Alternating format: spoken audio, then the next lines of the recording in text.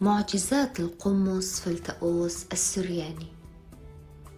وتحكي تاسوني وتقول: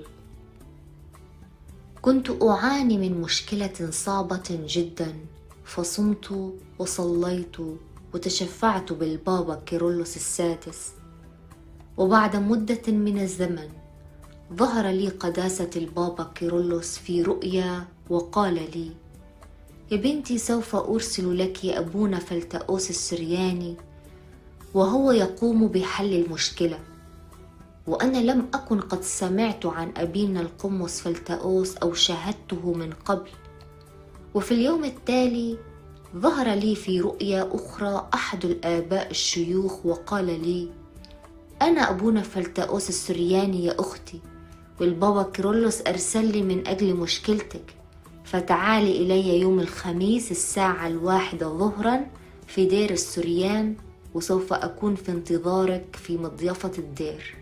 وبالفعل ذهبت إلى دير السريان في الموعد الذي حدده لي، وسألت عن أبينا القمص فلتأوس، فقال لي أحد الآباء الرهبان أنه موجود في المضيفة في الدور الثاني. فذهبت إلى المضيفة وبحثت عنه، فكان موجودا في إحدى الحجرات بالدور الثاني، وكانت الحجرة ممتلئة بالناس. فترددت في الدخول، وإذ بأبينا القمص فلتأوس يقول لي: ادخلي يا أختي، وصلت بالسلامة.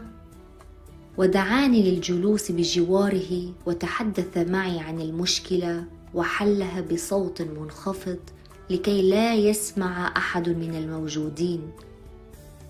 ثم صلى لي ودهني بالزيت وصرفني بسلام. فشكرت ربنا يسوع المسيح المهتم بكل أحد مهما كان، وشكرت أبي القديس البابا كيرلس السادس شفيعي، وشكرت أيضا أبي الروحي القمص فلتأوس السرياني الذي أعطاني حل المشكلة من فمه الطاهر وصلى لي ودهني بالزيت.